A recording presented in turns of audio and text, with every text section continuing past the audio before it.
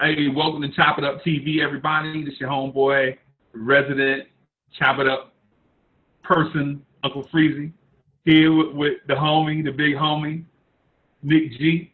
What's up, man? Um, yeah, you've seen him at a lot of places, man. I mean, if you follow Uncle Freezy, you probably seen Nick G in some of the same spots, like on Sim's show or and some other stuff. But we're together here on Chop It Up TV to talk about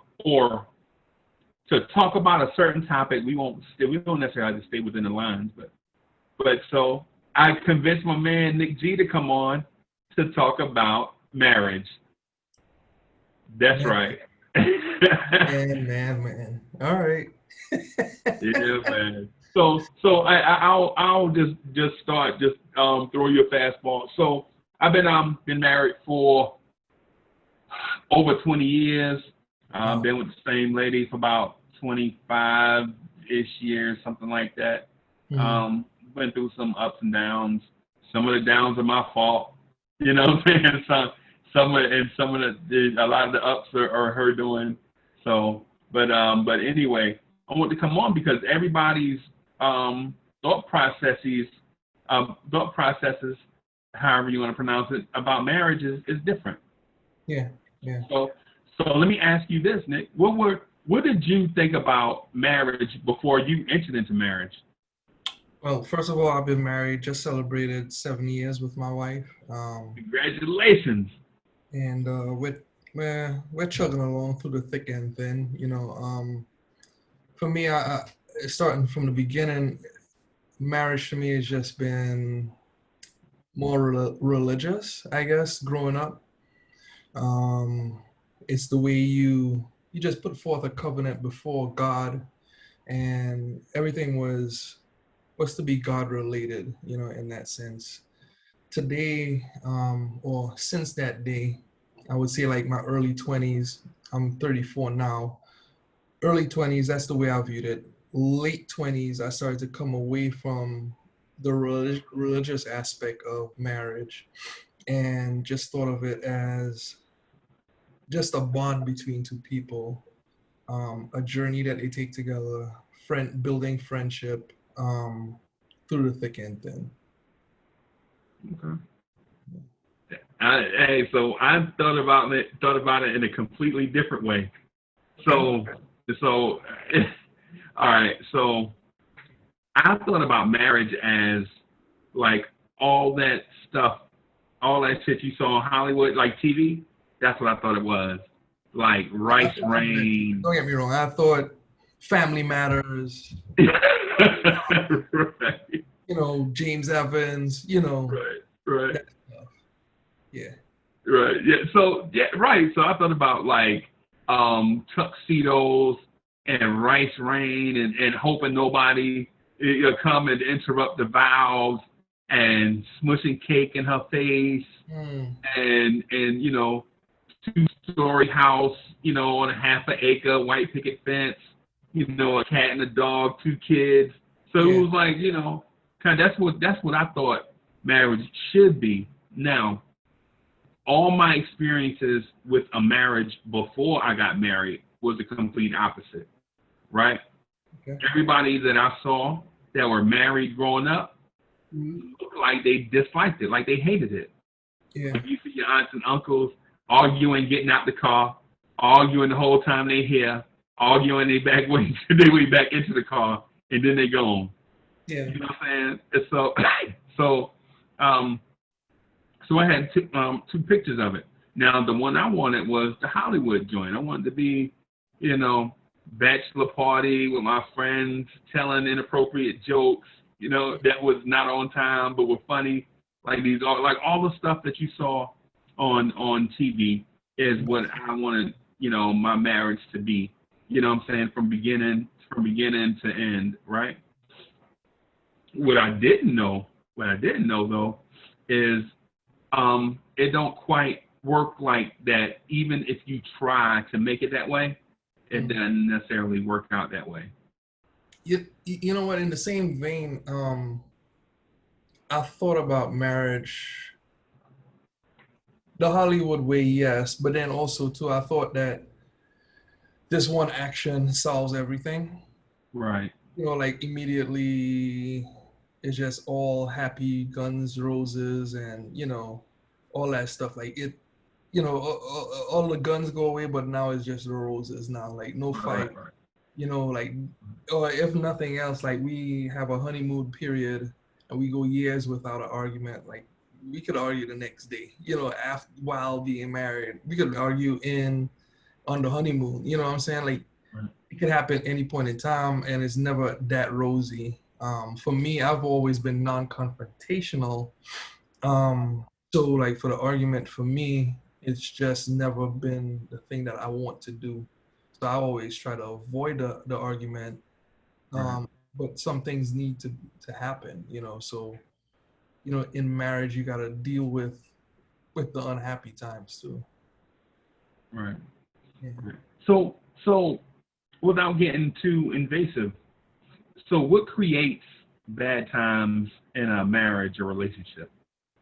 Like what do you like? What do you find? What do you find like the common things, and not not say you ours per se, but like in marriage in general. To be funny, men. Uh, but no. Usually, at least, so what we've done marriage counseling. I've done counseling myself. To me, I think the stem of most things is understanding a different perspective, or having the the lack of knowledge of what a different perspective, or someone who is of a different mindset than you, causes the disagreement. Okay, and let me give you an example. So I like to clean, right? Not saying this is true, but I'm just saying a person who likes to clean might marry someone who might be partially messy, right? Like, or not perfectly messy. They may Right. do things the way this person who's done things that 20 years for their whole life, and they may not wash the dishes the same. They may not wash their clothes on the same schedule as the other person. So it might become a little annoyance, or so you have to adapt to each other's likings, each other's ways of doing things, and some things are just not going to come natural. And one thing that happens sometimes is it's easy. The person who is the cleanly person might say, "It's easy for me. Why can't you do it?" And they Right. might lose the perspective that everyone doesn't have the same background, upbringing, or or just the same. Priorities. Huh? People, people, yeah, people have different like say. I'll Yeah, give you an example. priorities. For me, for me, I don't like storing dirty clothes. I'm like, for what? And so the missus is like, for laundry day. I'm not. She's like, I'm not washing clothes 6 days a week. And I'm like, I don't want you to wash clothes 6 days a week, but I also don't like dirty clothes. Just what I'm saying? Mhm. Like just dirty clothes. And I'm not talking about like, hey, normal wear stuff like that. Whatever. I mean, like, hey, dog, if we cutting grass, we outside in the yard doing stuff, we got clothes that's dirty, we gonna wash them jokers. You know Yeah. what I'm saying? We just have to argue. We just have to argue about So, that. okay, think about that for a second, and just think about the perspective. Like some women don't sweat as much as men, right? Right. So just like when we sweat, our hormones and all that stuff is getting inside the clothes, and if we let it sit too long, it could stain into the clothes, and Right. nothing's washing that stuff off. But Right. a woman may not have that experience, and they may just let it sit, like because they have tons of clothes. Some women do, they shop all the time and accumulate clothes. And like for me, I got the background where um even though I like to wash my clothes and stuff like that, I would hand wash because of my background. I'm from the Caribbean. Like we didn't water was a premium for us. Right. Right. So for me, I had to hand wash some clothes and let that, like the real dirty ones that would get sweaty, so that it doesn't get that sweat stain in there. And Right. then right back around and still wash it again. But like here in America, water is in abundance. Like it's different. So it's different backgrounds and understanding that, um, like for you, you sweat, but your wife isn't gonna sweat. She never had that experience of, okay, well, sweat stains and scents getting set into the clothes, and it may have a background that's missing, that each person has to understand the perspective and have to be patient enough to have that perspective. Right. Right. I feel you. I feel you on that. Right.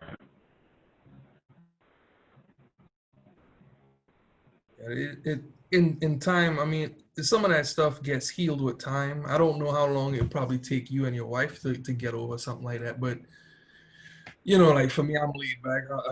I can let things roll, but at the same time, anyone could take that to heart. Like, you're washing the clothes too much. Now you're running up the water bill, and bills Yeah. become a priority. Like, and then the clash happens in the middle.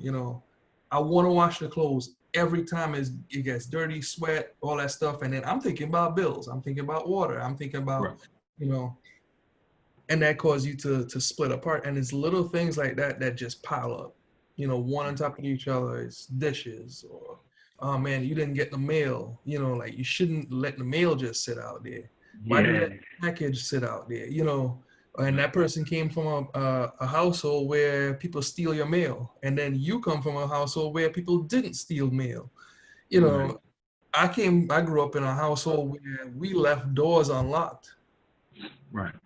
You don't do that here, so Right.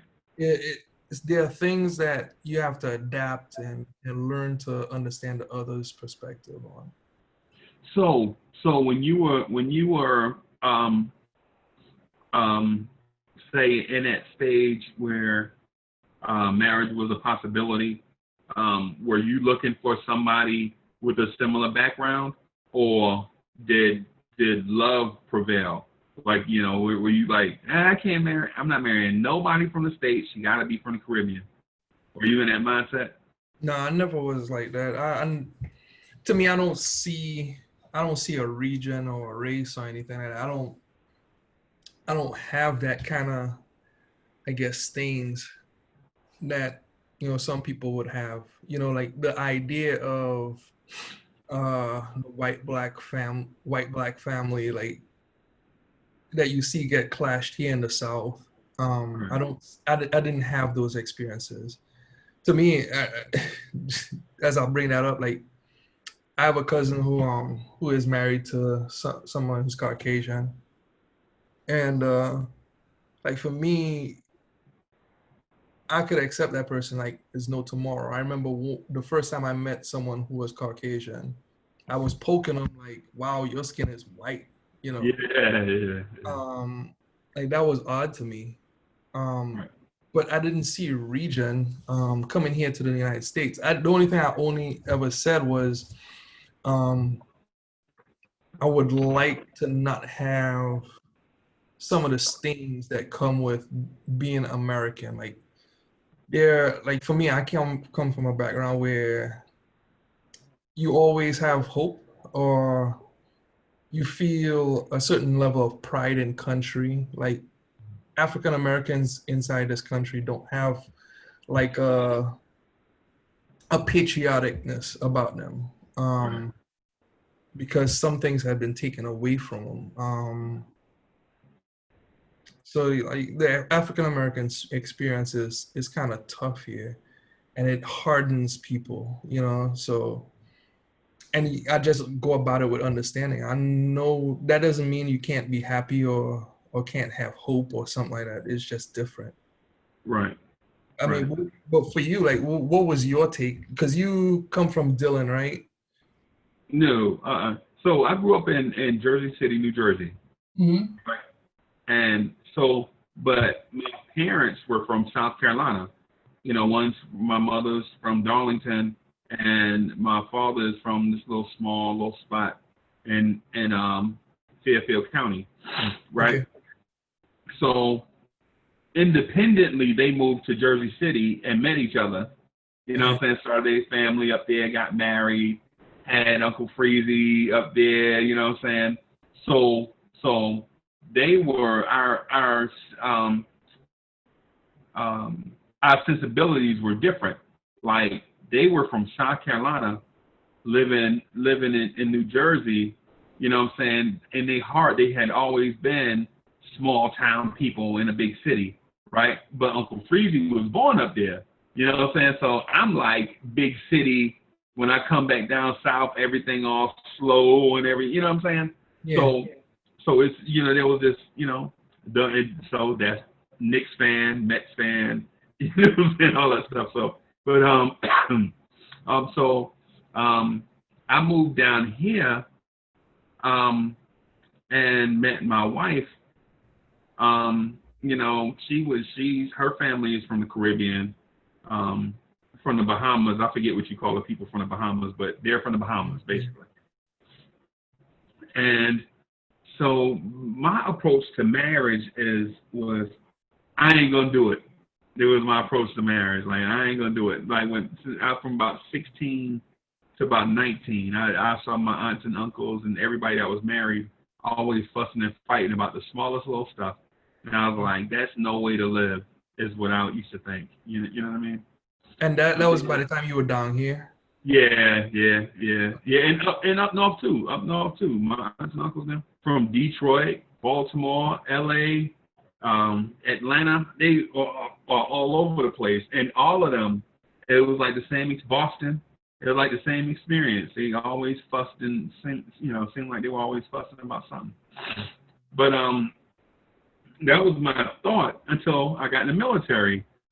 And so when I got in the military, and man, I almost got married twice, just like off the rip. Just my father, I'll never forget. My father was like, "Hey, go fight for Uncle Sam, save your money. Don't come back here with no wife and kids. You too young. You 18. I joined the military at 17. He's like, hey, you too young now. Listen, you too young. Go have a good time. Be safe. Don't start no family." You know, like, man, who you talking to, man? It's just this me you talking to, man. I ain't gonna go fall in love and, start no family at 18. So when I turned 18, or when I turned 19, I met this chick. I was like, yo, I gotta marry this chick fast, but she get away. So all that stuff that I thought about was like out the window as soon as I got into that the age where I could. Fortunately, I didn't. I was, waiting around and met Mocha again. We actually went to high school together, and I was like, in my mind, I was a big man on campus. In real life, I probably wasn't, but when she was quiet, doing all the scholarly stuff, and so we reconnected. One thing led to another, and we've been together ever since. It's one of those things where, and that's the reason why I asked you, because I don't know if there's a plan for marriage. Like I don't know, and I'm talking about getting to the altar. I'm not talking about afterwards. I'm talking about actually getting to the altar and marrying somebody. I don't know if you can have a plan for that, because a lot of times the people that, it's just crazy. It just starts with dating. In the dating scene, man, there are a lot of swings and misses, man. A lot of swings and misses, man. And when you look back on it, you probably be glad that you missed on a lot of those that you swung at, because when you meet them now, they're not the same person they were before, or in a strange twist of fate, they're the exact same person that you met. And that may be like 25, 30 years later.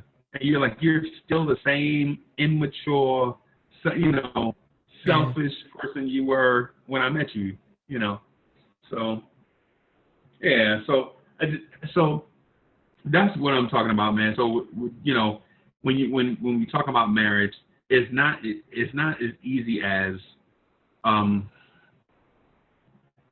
25, I'm ready to settle down. I need to find me somebody, Yeah. It's more like, you know, you meet a person, and as you move along, you find yourself not wanting to be away from that person, you know. Yeah. Yeah. That's true. I'm with you on that one. I'm with you on that one.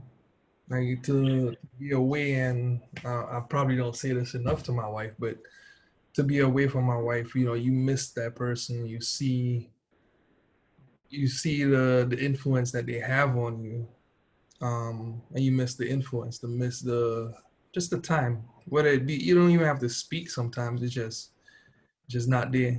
You know, the plan part. You know, I do always question that part because like you listen to people from way back in the day who married more or less the childhood sweetheart, Right. and I think about did they plan their marriage, you know, and they marry someone at 14 or something like that, like they barely even start life. And Right. you meet a lot of them that, you know, they didn't get pregnant right away or nothing like that. They just got married, you know. And like, how does that work, you know? That, and we may be so far gone from that era or that stage in human development, I guess, but and it may Yeah. never really be a thing now, getting married at 14. But I mean, that used to be a thing, you know? Yeah. Yeah. Or some people, and married at 14, to me, married at 14, 15, 16, 17 is the same thing what people say it's love at first sight. Like, you know, you meet somebody, you feel that connection, and you feel like you got to marry them within like 3 weeks. Yeah, yeah, yeah. You know what I mean? To me, that's it's odd in a way, but you can't. But the thing about love is you can't quantify how deep it is when you're on the outside looking in. You know what I mean? Like like say for instance, you see two couples. One couple is lovey dovey, and the other couple is not. Well, Mm. you can't say, you know, in all seriousness, you know, the couple that's lovey dovey loves each other more than the couple that is not. Yeah, You know what I'm saying? Because you can't quantify it. yeah. And you know what, and this was the thing too, like when I hear you say like your aunts, uncles, etc., I don't know their dynamic, but at the same time, like some people do like an argument, you know, like they might look Yeah. back at it afterwards and just flat out laugh that they were even Right. arguing after the fact. Right. And you know, sometimes they may like giving each other crap or hell, you know. um so you never know. Yeah. Yeah. Yeah, man. Yeah. And so it's one of those deals where marriage is a very complicated institution because of the things that come along with. Hmm. You know what I mean? So um, you have the situation where now you're not just thinking about thinking about this person and maybe paying for dinner. Now you're talking about sharing bills and such. You know what I mean? And so it's like one of those. Excuse that, man. I'm sorry. That's savvy. But Yeah, that's fine. um the deal is things are so complicated with marriage because for one you go from, you know, being boyfriend girlfriend to legally being connected, and then being connected, you know, in the sight of God, and also paying these bills, and now you're a family. You know, you're boyfriend and girlfriend, you can just wake up one day and leave. You know, no repercussions in that. You know, when you're married, you can't just do that because you know you're yoked. So That's true. You know, one, as you bring up finances, I would say that's like one of the big things that I think every married couple should do: financial counseling in the beginning. yeah, Um, you know, I always recommend Dave Ramsey, as I told you before. but he's one of those guys who always tell you, like, most people see, at least within our community, they do seek um finance, religious counseling, but Right. then they don't seek the financial counseling. In our community, we need better management of finances. Like, people have a bad relationship with money. I talked to you about this before. Yep. And like, a woman who, and I'm saying woman, but guys do shop too, but I'm just saying, traditionally speaking, Right. a woman who shops and spends a ton of money, say on shoes or clothes and stuff like that, when time is to cut back, like, that's a different dynamic, man. Or like in my case, buying little knickknacks here and there that just consistently eat away at the bank account, like, that has to stop. Or Right. you just got to be mindful. Right. Yeah. Right. Well, yeah, it's a lot of that. It's there are a lot of things that go into marriage, and I'm gonna reset real quick.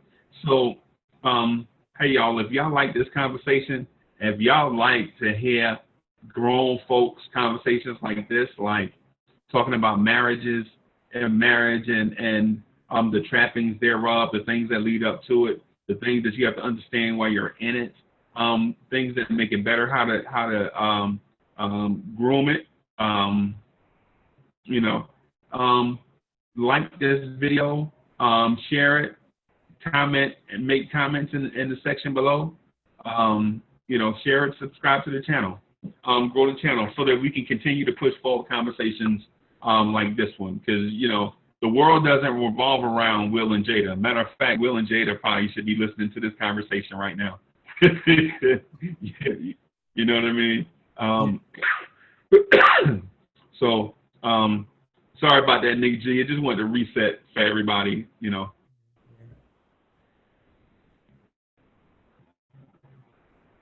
All right. You still there? Yeah, I'm still here. Okay. All right. All right. Yeah, I just wanted to reset, man. That's all. But so listen, marriage is complicated. The financial piece of it, I find in my 20 years of being married, Hmm. without being stable financially, your relationship will be ruined. Because there's a part in the vow that says to have and to hold, and I think the financial piece goes into that. You got to make sure that your wife feels secure, not just physically safe and emotionally safe, but financially safe also, because those will lead to unnecessary stresses that'll lead to unnecessary arguments and stress in your marriage that may lead to an eventual, problem. Let me ask you this. So how did you achieve that? Like, what was your path to finding that stability, and providing that security from a 20 So year married guy, like. so so first of all,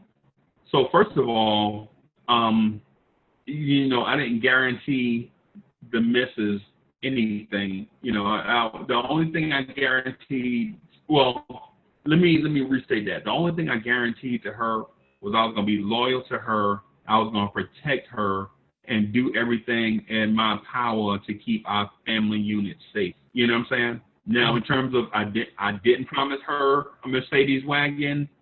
I didn't promise her, a 3-story house with a 6-car garage. I promised her loyalty and love. You know what I'm saying? Those are the only things that I knew that I could provide from day one, right? The other thing too is I wasn't gonna treat our marriage as if it was like a Broadway show, because relationships are not to be a show. Like how me, you, and Savvy D get along, right? me, you, and Savvy D get along. I treat y'all with respect and respect y'all's opinion, even if we don't always agree. You know what I'm saying? I respect the fact that y'all have one and that y'all thoughtful. You know what I'm saying?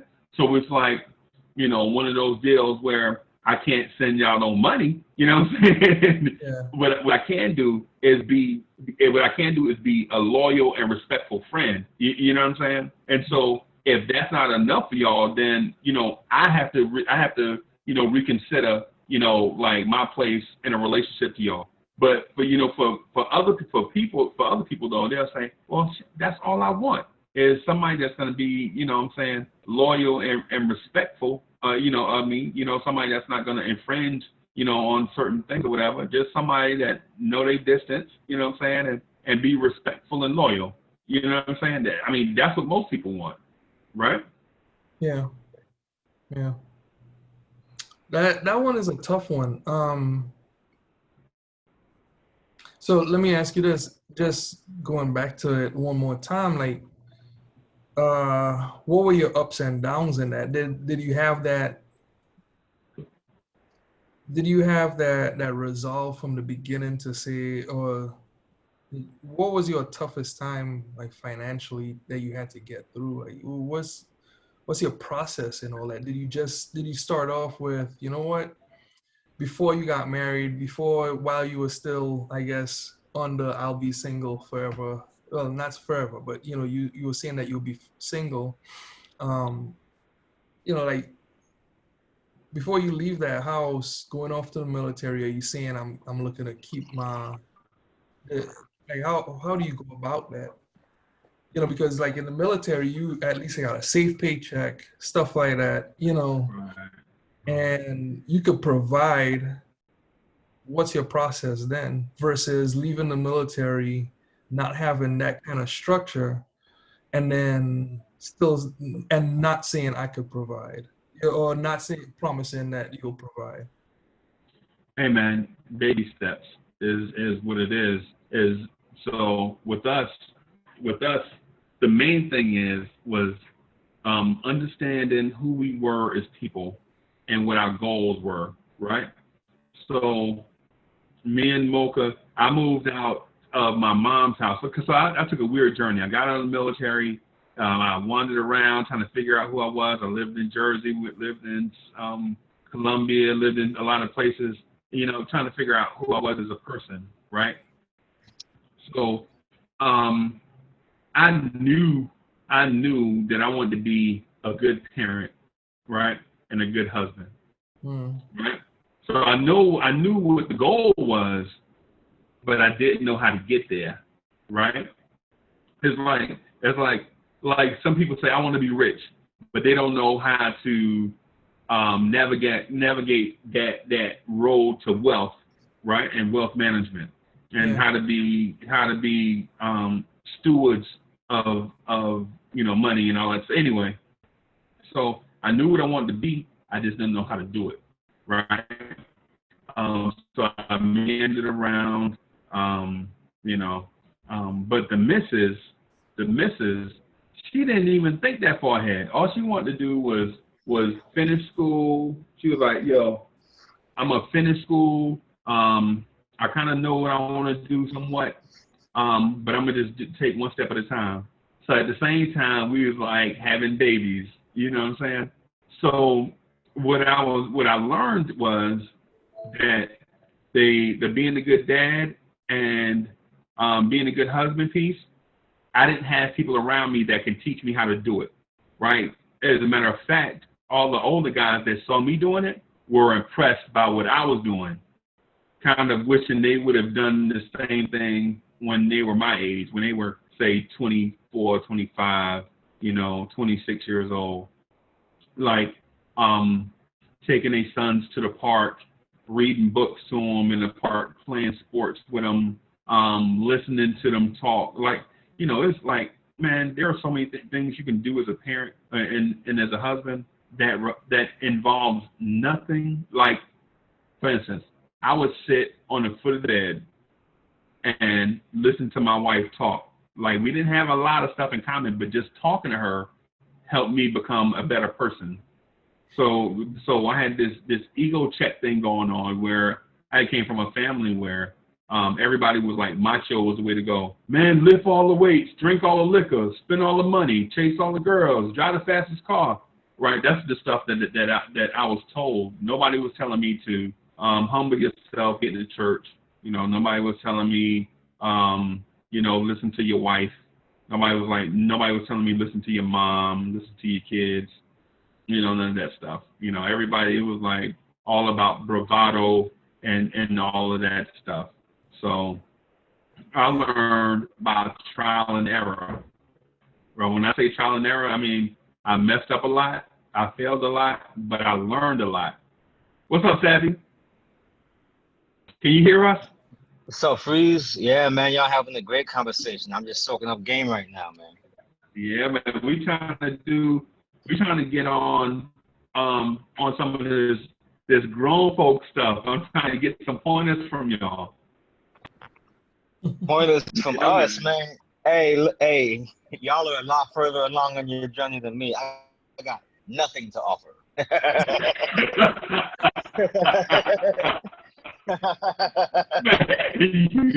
Man, you wild, man. You wild. Nah, man, it's one of those things. I wanted to get you and Nick G on, man, specifically. And so in my mind, I'm like, yo, there is no show that I can do without Savvy D. Period. I don't care what the topic was. You know what I'm saying? And I know with Nick G, it's more like, yo, this dude's schedule is so bananas. And so, but the thing is my man is so poignant with some stuff. Yo, I wish, I was telling him maybe 2 telephone calls ago that the stuff he say on the telephone is the stuff that we be needing to do on the show. You know what I'm saying? Like he be on the phone, like dropping them gems. He like, yo, financial stability, man, and saying all this stuff. And I'm like, man, we should have had these mics on. You know what I'm saying? But, Absolutely. yeah, man. It's the things that you say in the little moments, you know what I'm saying, that don't get captured. That's the real gems, you know what I mean? And it's funny Right. because I actually haven't had that much one-to-one conversation with Nick G, but I love all of his contributions in every conversation. Yo, and I ain't trying to butter Nick's him up or nothing, always but he is poignant though. You know how to, yo, we don't want to give a man a compliment for nothing. But exactly. But my man, but when the compliment is due, you have to give it to him because I'll tell you one thing, Nick, I don't know if you're like, because all I see is my preview window and Freezy's window. But Nick, every time you talk, I feel like it comes from a place of experience and knowledge and self point of reference that you take from your own experience and you speak that way. So it's like there's always something valuable given because no 2 men are the same. right. So if men speak from their genuine perspectives, right, whether we agree or disagree, there's always value to what's being brought. Right. Yeah, thank you. No problem. Heck, And you guys, they make me want to play this to my wife, see what she say. you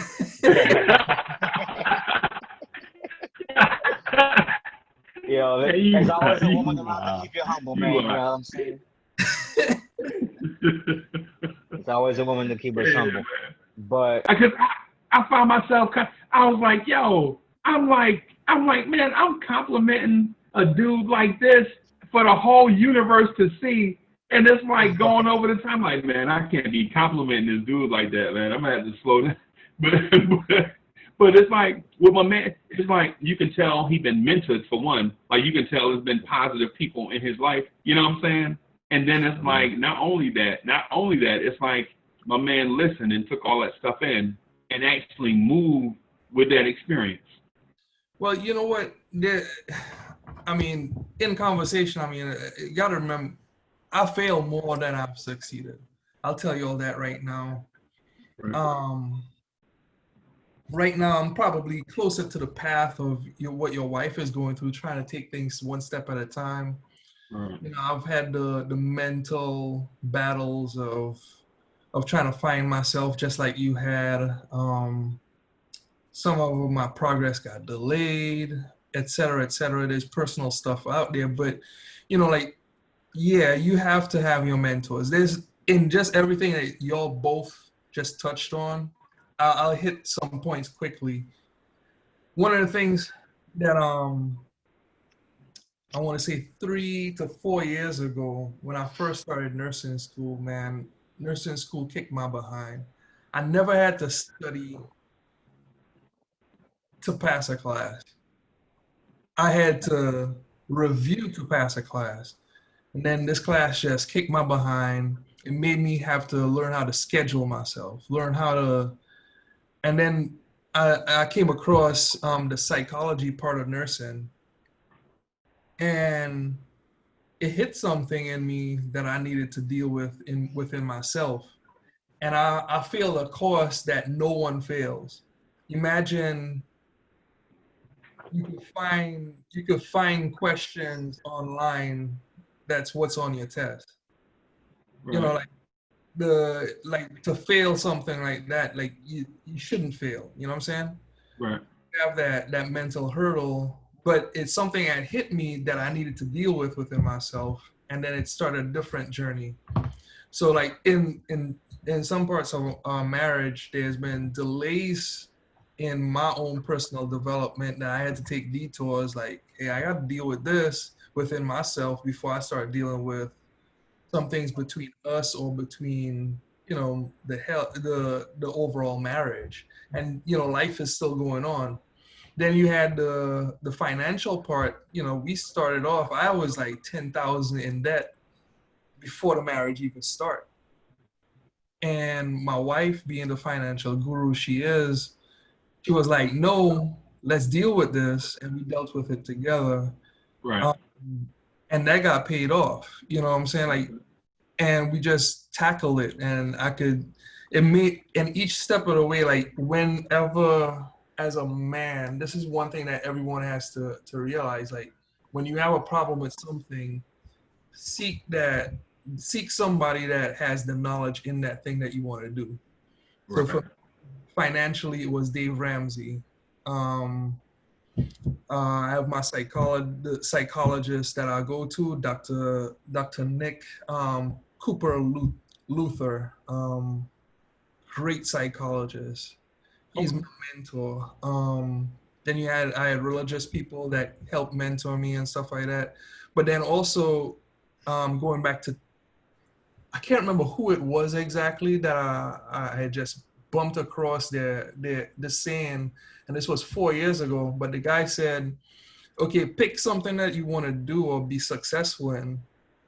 Find someone that's good at it that you could talk to in person and get that person to mentor you. So Right. You may not know the person in person all the time, but then you get a book that the person wrote, and that already starts the mentorship from that person. Right. So, and then I looked up the book from Tim Ferriss called Tribe of Mentors. I'm still reading that book to this day.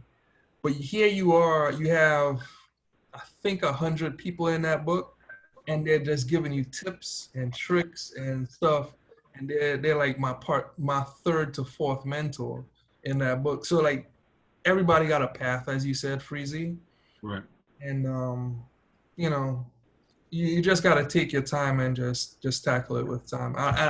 And thanks again, Savvy. But I wish I had talked to you more. I don't really get to hear you as often. But I know Freezy for a while now. So, but thank you all. Man, whatever. Man, you on that Mr. Perfect humble pie. I was just messing with you. I was just, jiving with you, man. But but what we're saying about you though is real. So for the people watching or whatever, what I want one of the takeaways to be is, men can get together and talk. One guy doesn't have to be the lead dog. You know what I'm saying? If you put your arms together and your hearts together, your minds together, and just talk about common stuff, the entire group helps itself. You know what I'm saying? The entire group helps itself. Like one of those gems from Nick G, you know, saying you go to Savvy D and then vicariously back to me, and it helps me. Like how to help, like I give you an example. So I grew up in an era and in a place where men did not respect women, right? I mean, they just didn't. You know what I'm saying? In my circle, the circle that I was in, men did not respect women, and it wasn't just my family. I'm talking about in my neighborhood, in Jersey City. You know, you can see it between your male teachers and female teachers. As they got in the military, you can see it between male and female soldiers, right? So there was not this thing, you know, where men respected women as equals, right? So when I joined the military, women couldn't get on the line to fight. Now you see these movies where women have guns and battle armor on, and they go to battle just like men do. Well, when I was young, you know, kind of in the military, they didn't do that. They smoked cigarettes in the office and was on a typewriter. You know what I'm saying? That was what they did. Whether it was fair or not, you know what I'm saying? That was the time that I was coming along into manhood, right? So when it came to dating and finding a woman and, you know, somebody to be, you know, Mrs. Freezy, as I started dating, I was like, hey, girl, such and such. And they would be talking, and I'd be like, hey, you ain't supposed to talk like that. I'm a man. Yeah. And so what happened over time, I learned that, man, you have to respect women. You know what I'm saying? I know everybody is like, I respect women, yeah, blah, blah, blah. We never heard that before. But I don't mean like that. I mean on these different levels, right? Like you have to be able to respect, like you have to respect their decision making, right? Yeah. Like people say, oh, women are the weaker sex and blah, blah, blah. Maybe physically some, right? But mentally, you know, I've seen women that are stronger mentally than guys, right? Yeah, I mean, I've seen women that are stronger emotionally than guys. You know what I'm saying? Like, and with how it baffles. Okay, so I'll let y'all know something personal. So, family member dies. We go to a funeral, right? I hear all this crying. Oh, it's a funeral, whatever. People are grieving. And I look, and a lot of the dudes are crying, and the women are coming to them like, "It's gonna be okay, baby." So, to me, as a young man coming of age, like 16, 17, I'm like, "What this woman be doing crying?" He's soft. He had a chick was with him, comforting him. Is in my mind because that's what I was taught all the way up to that point. Not just at home. I'm talking about in movies, at school, and all these things. And so I'm like, man, these dudes soft. So I had this thing like, you know, oh, you got to be tough. You got to have the most money, drive the fastest car, date the baddest chick, have the most money, lift the most weights, drink the most liquor. All these macho things, right? That I had to kind of reconcile as I got older. Because, you know, you learn them as you come up, but at some point, you know, you have to think to yourself, is this what I want to pass along to my boys? Is this what I want my boys to do? You know what I'm saying? Do I want my boys to be like, you know, men are stronger than women, right? So anyways, the point I'm getting to is, so I meet my wife, and we argue about a lot of stuff, like views on life. Like, you know, I'm like, yo, why don't you just get a clerical job and just sit in the cubicle? She's like, I don't want to do that. I was like, but that's what girls do. And she's like, no, that's what men want girls to do. Girls want to make up their mind and do whatever it is that they want to do, you know? And I'm like, but that ain't what I've been taught. And so she's like, but you've been taught wrong. You have to, you know, what you want to do, like say for Savvy D. When Savvy D Gary walked down the altar, I'm going to be at the wedding, I'm going to be sharp too, Savvy D. I'm telling you right now. I'm I'm be sharp as a tack now. I'm just telling you. So, That's what's up, man. but but when Savvy D get ready to jump the broom, Savvy D gonna want somebody just as sharp and supporting as him. Like Exactly. he wants when he have his down times, he wants somebody that's gonna be strong in the moment, that's gonna be present, and be like, yo, Savvy D, look, I got your back regardless what happened from this day forward. I got your back. Long as you ain't doing nothing self-destructive, I got your back. Right? And so that's what my wife offered me. At the time, I was like, why are you trying to be a boy? I ain't want to marry no boy. You know what I'm saying? Because I didn't know, because I didn't understand. But say from the time that we started dating to the time that the babies start coming, I started realizing that so I have a strong personality, and sometimes it rubs people the wrong way. I don't do that intentionally. I do that because I try to maintain my integrity. Like I ain't gonna be just because somebody has a different point, a new fresh point, don't mean I'm gonna go along with it. Because I actually made a lot of mistakes in my past, and now that I learned the right way to do it, I want to stick to that. And so sometimes that rub people the wrong way or whatever. And so the thing with the missus is, I tell you the turning point. So Mocha was pregnant with twins, right? Pregnant with twins, and I didn't want her to do anything, right? Because I didn't want something bad to happen to her or the babies. Because Nick, you in the medical field, double pregnancies are dangerous, right? Yeah. So I didn't want anything to happen to her or the babies, so I didn't want her to do it. But she put on this armor of strength that you don't see from girls. It was like she was strong in them every day. She was super duper strong. And what I didn't know at the time was she was molding me into being a better man at the same time, and I didn't realize it. You know what I'm saying? And Gotcha.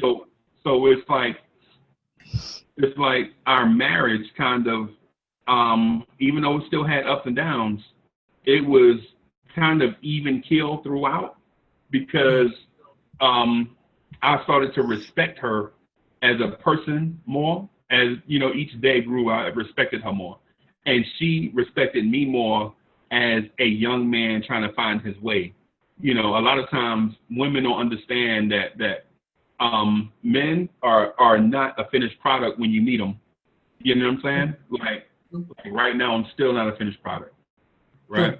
I'm not a finished product. You got to be patient with me. I'm still growing as a person. I'm trying to get better every day. And so she was patient with me. And so that's how we got to where we are, Nietzsche. Yeah. So I did want to know, like, and I don't want to lead the conversation, but I do want to hear a little bit from Savvy on, like, what is his take on his era. I'm guessing that Savvy's a little bit younger and also unmarried. So what's Right. your take, or like your view? What's your background on your view on women and stuff like that? It's man, it's tough because like Freezy said, there's a lot of disrespect. There's a lot of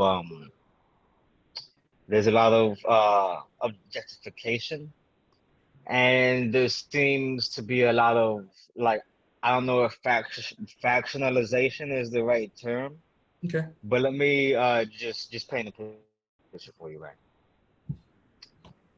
Pop culture has come to a point where men men in my age group kind of, they don't feel like they have anything to offer if they're not rich. Mm. And they don't feel like they have a place in the fabric of society, even Black society, right? Unless they are breadwinners and providers. And that breeds a lot of insecurity because, as we know, there are systemic impacts and institutional impacts that are acting as barriers to us accessing opportunities and certain forms of enlightenment and economic empowerment, right? Right. So there is this image that is out there of the man that is desired, and many try to live up to that, even when it comes to be at odds with who they are by nature. And that can be a little bit traumatic because they realize they gotta kind of discard their true selves in order to attract a woman or what have you. And so what happens is that you find people who are living a facade that they cannot maintain, that they try like hell to maintain in order to keep whatever it is that they have going on. And on the other flip side of that coin, you have women who have been, I mean, it's a survival instinct to seek out men of means in order to be like, okay, like I feel safe and secure with this person. But there's also this element of like, you know, if there's no fiscal benefits, then skip over this person, right? But I have to tell you, even in my own life, like even my experiences are somewhat limited because one, I live in a state in a region, even in within the state, there's a region of the state Mm. that is concerned with superficiality and um the industriousness of oneself in order Right. to earn money however which way. So And what state is this, by chance? this is so Florida. I'm in South Florida. So you have this culture where a lot of people are not necessarily going to be single ever. Yeah. They're going to wait until a better option comes along and then go with a better option. So it's Right. like relationship Because hopping. yes, Oh, yes. And because first of all, it's very difficult to autonomize yourself down here. So you have to kind of form alliances in order to find a residence, to pay rent, to get a spot together, to do things, to split bills, right? So when Right. relationships go sour, there's always a gap between the relationship being there and splitting ways, right? yeah. So you get this culture of not necessarily cheating, but of people who are cohabitating with somebody, but involved with somebody else, and so that means the grounds for conflict and things like that. But like earlier, I said I don't have anything to offer, right? I feel like if I don't have a place of my own and a stable income that I can count on for years to come, then I better not even approach any woman. And and that's something that I've taken upon myself as a philosophy, and that maybe is or is not true, but to me, that's the way I view it, right? And and furthermore, the another problem I'm seeing is that it seems like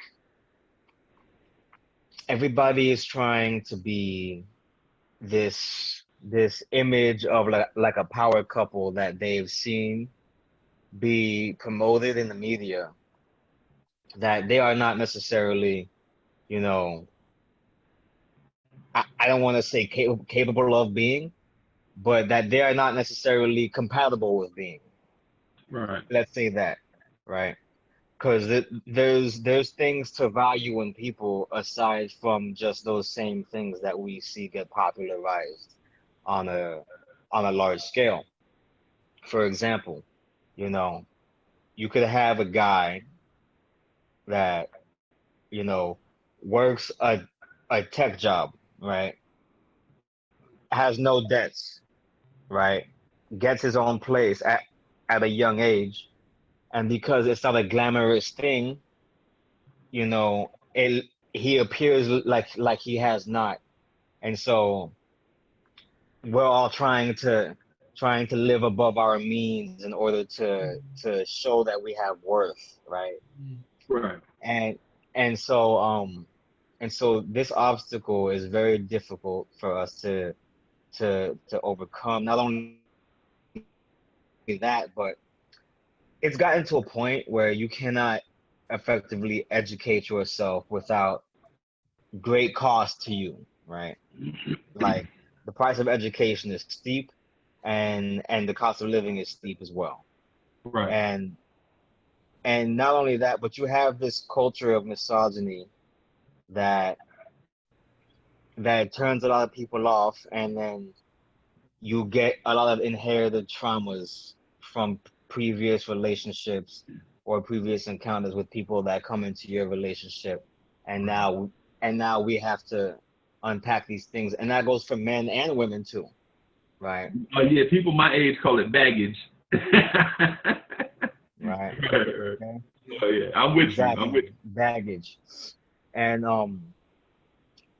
and uh, on a personal note, my experience has been particularly tough because when I was young, I dealt with a lot of sickness, and I was not socially integrated with kids my own age. you. Right. Um, and so it took a while. Like I was very behind socially, and it was tough to really find where I could relate with women. And while that's happening within my own household, there's people that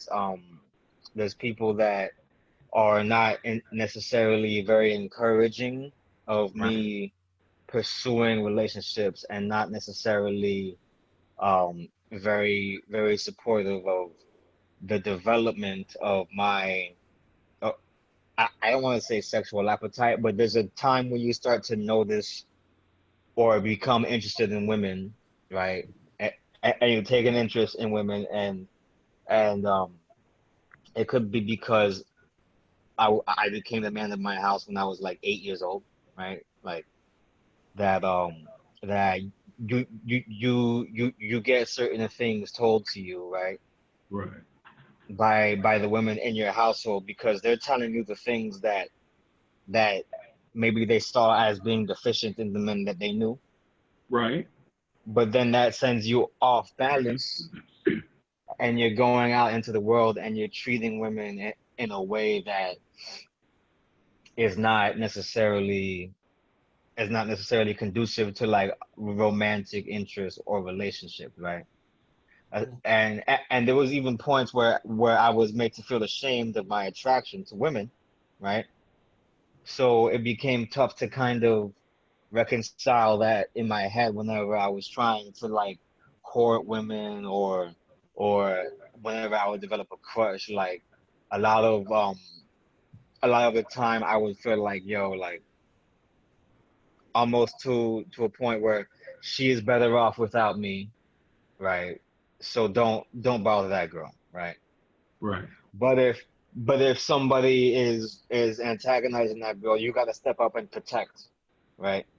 Yeah. So there's a protectiveness, but that protectiveness can also become a bit possessive at times, Mm. and it can come across as you feeling like you know better than women Right. what what is good for them, which is not good. But then at the same token, a lot of them are being conditioned into believing that they only have certain things to offer, and when you respond differently, they don't they don't like it because they're used to being responded to a certain way, right? Right. Like for example, I remember there was this one girl in high school that she was dating somebody, right? Became interested in me for whatever reason, right? And then and so sought out conversations and interactions with me, and I was not I was not with it, and so I guess that angered or upset the person, right? Because they're not used to meeting somebody who acts on principle in this way, right? Yeah. So so that led to conflicts, and then there was a lot of distrust and everything like that, and it was very rough for a long time to try to like unpack why these things were happening. Sometimes I still struggle with it I was gonna because tell you, hey dog, you it, know that never goes away, right? But we just it deal never with it goes away. differently. We just It deal with never it goes away. differently. Right, And right, there was a time where I was I was involved with somebody, right? But she was very like it seemed like she was very much into me at certain points, but then other points it was like sh- like if I reached out, she would literally probably pull back and be like, "Oh wait, no, what are you doing?" It's like I'm getting very mixed signals right, as to what I'm supposed to be doing and giving, right? And this is a problem that I had with somebody that I viewed as being the very first person that I met, the very first woman I met, who actually knew how to not flirt, but knew how to let me know that she was interested in me.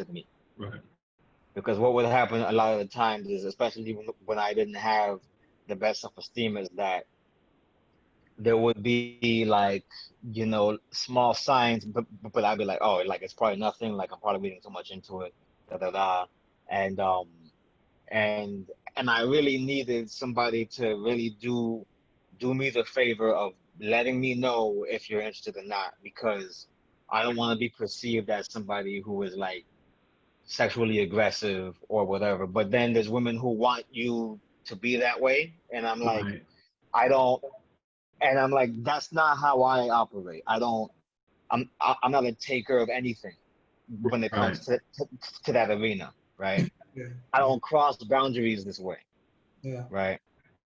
And especially I feel like because of the environment, I feel like I suffered a lot in my romantic endeavors because of that. Because there's always a guy who's willing to probably go a little bit too far than he should, especially if he has not been taught the things that I was taught, right, or grew up with the values that I had. Because I already had a strong guiding light, but I also saw a lot of examples of who I did not want to be in this right, in right, these roles, right? right, I I had every single bad example of who I did not want to be in this role, and I made it my prerogative to be the complete opposite, to the point where I might have gone to extreme. You right, feel me? I might have not been so well rounded as I needed to be, right? And now there's even this element of there's this element of pressure where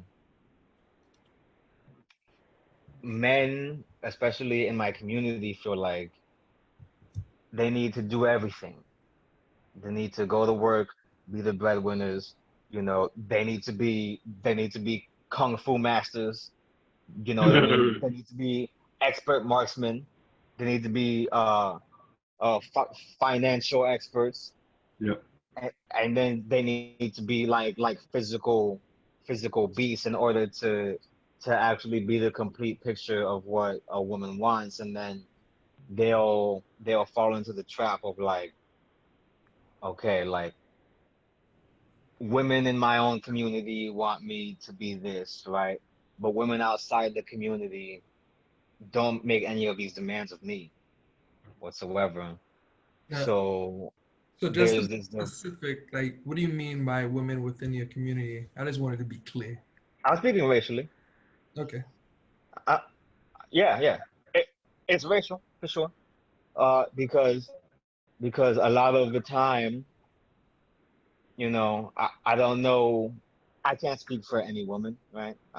I don't know what male models they are looking to and looking for, but it seems like me and a lot of men have experienced this thing where it's like you meet a woman and she likes you, but then she stops liking the thing that she likes about you, and she wants you to be something that you cannot be for her, and it's not good enough to bring the fundamental things to the table, to bring love, respect, loyalty to the table, to bring stability to the table, to bring so emotional support and intellect to the table. You almost have to be every single version of every single man that's existed to the very tip top T of it in order to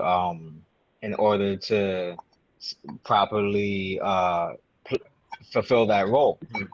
And by that same token, it's almost like women have that same problem too, because they're trying to be all of the physical things that they believe that men want, right? And there's no communication about what things we only care about because we feel like we're supposed to care about them, and what things are actually important to us as individuals. You see what I'm saying? There's a So lot of manipulation. There's a lot of duplicity, and I'm not gonna lie to you. There's a lot of ego in the game right now. Like, I hate to call it the game, but people are certainly treating it like one. You know, people are certainly treating it like there's a competition. There's something to be won, or Right. like there's something to be proud of by getting with this person, ditching them, getting with that person, ditching them. You know what I'm saying? Or I've had this actually happen to me. Right. Somebody will show interest, right? mhm.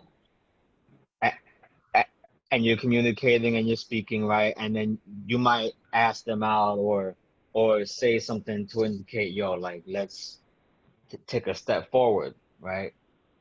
Right. And then they'll do some shit like a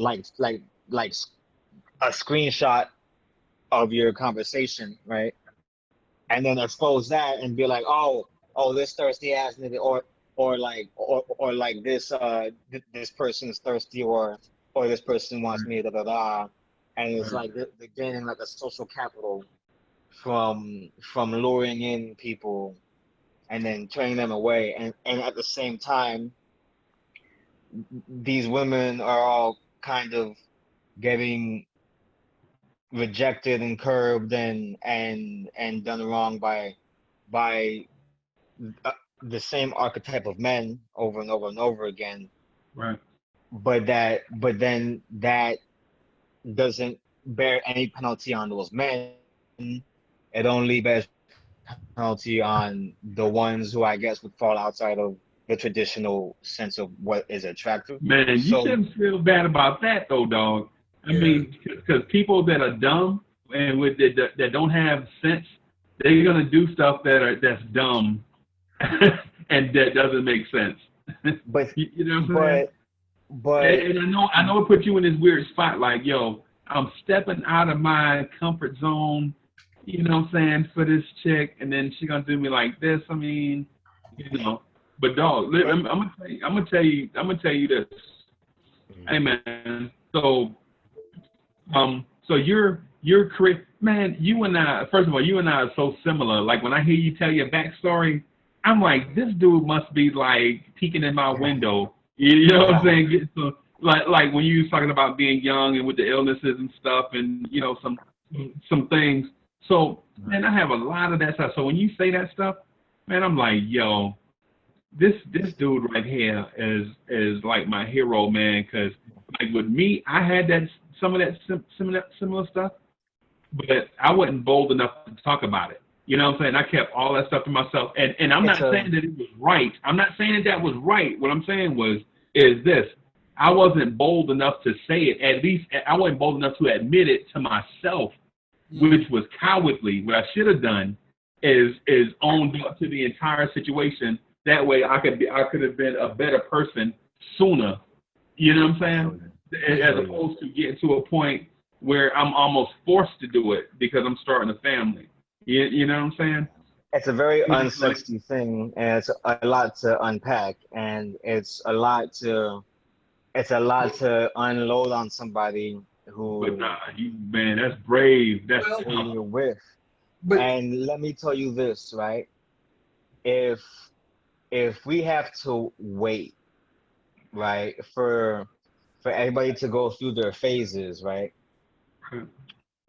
And then suddenly we're 30, 35 years old and we're just now getting taken seriously by some women and vice versa. What does that what effect does that have on men who have arrived by that point?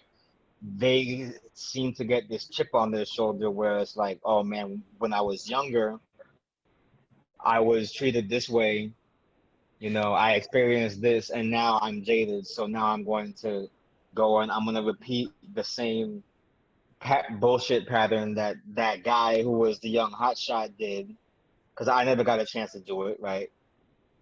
And so that's going to further entrench these problems, right? Because people are trying to now make up for lost time because they have resentments, right? Right. And I try like hell to really avoid becoming like one of these people, but it's a very strange situation down here, bro, because people will women will tell you all of the good and kosher pieces of guidance that they want. Oh, just be yourself. Oh, just you know, be nice to the girls, you know, treat them well, whatever. But literally some people do not respond well to being treated that way. I someone literally told me one time that I was too nice to them. And I was like, what? Like, and I was like, what? Like, you want me to put you down and be slightly abusive in certain ways, like emotionally and like play games with you and do things like that? Like, oh man. There was a female friend I had, right, who like I'm telling you, like if I would have just like literally swept her off her feet and carried her to my room, she would have been all the way with it, right? Right. But because I had boundaries, like she was in a relationship. Right. mm, It seemed like she wanted me to like steal her away, and I'm like, yo,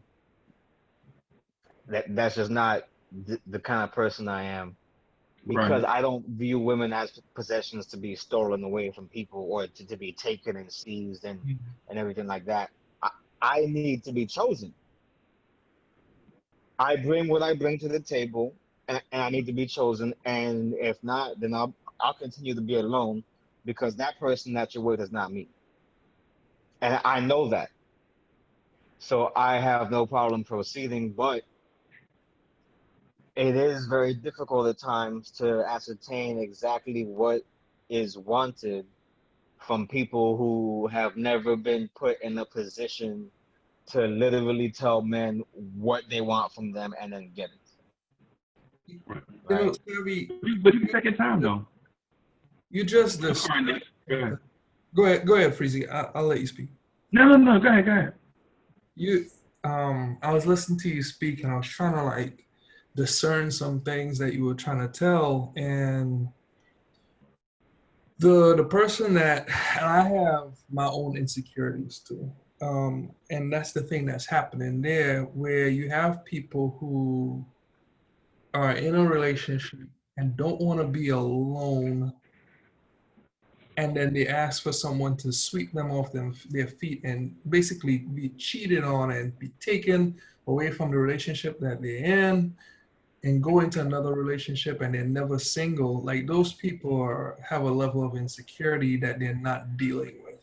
And then you're talking about someone who needs to go through that maturity phase and find themselves and stuff like that. And the downfall to what you just described, at least within your region of the country, is that yeah, Miami, South Florida, all those areas, big cities, you have a lot of flash, a lot of dash. LA, I feel sorry for people sometimes because it's keeping up with the Joneses to some degree. Exactly.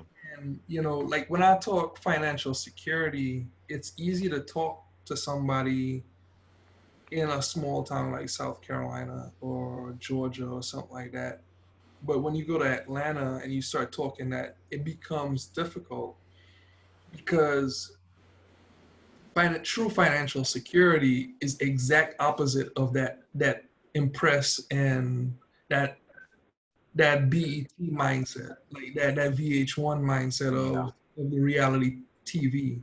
Like I used to tell somebody like back in the day, like when you have someone that loves reality TV, Housewives of Hollywood, that was a big turnoff for me.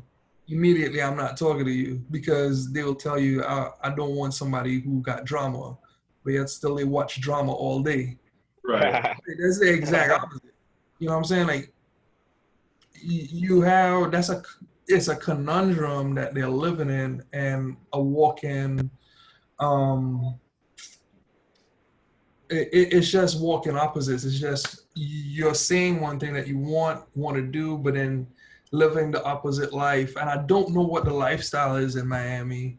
I know it's a lot of flash. I know it's a lot of dash. And I'm saying Miami, but I know it's South Florida. You said so. You have South Florida lifestyle. It's very expensive.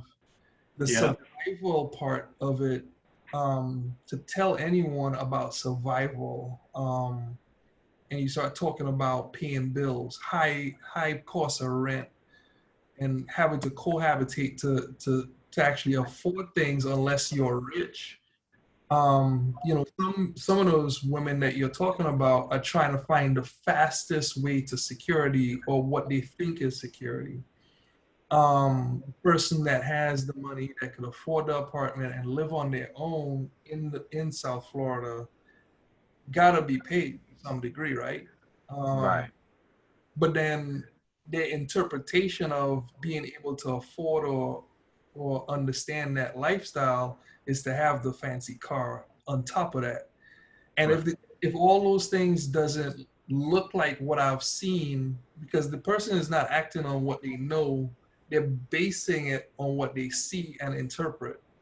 Right. And seeing isn't always believing. Because Like, Nick, it's very hard. Sorry to cut you off. It's yeah, you very could. Go ahead. difficult. It's very difficult, especially for women in the position that they are, right? Who have not been valued for their minds on a large scale, right? To find an intellectual equal, right? That is passionate about what they do, that wants to form an alliance, a partnership, when they're surrounded by men who swear that, oh, you could just latch on and take the ride up, right? You could just latch on and take the ride up. And it takes time because I'm telling you, you could literally be like, hey, there's a wolf over there, don't go over there. They'll go over there, get attacked by the wolf, and then they'll come back and blame you like why ain't you kill a goddamn wolf? Right. I said, listen, I told you not to go over there, it's a wolf. Yeah. Right? But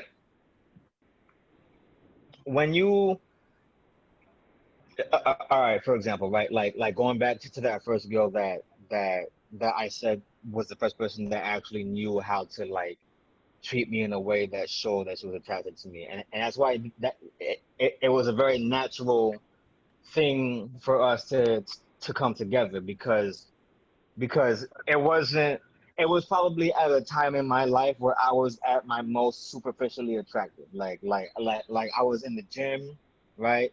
This is before the incident where I went to the intensive care unit for a week and I was sick freezing. I don't know if you remember that era, Yeah. Yeah. but like I nearly lost my life, and I came back out of the hospital different. But before that, I had made great progress, Right. not only in not only in de-stressing my mental state, but also in building up my physique and everything like that. And then she found out that, oh, this guy is an intellectual.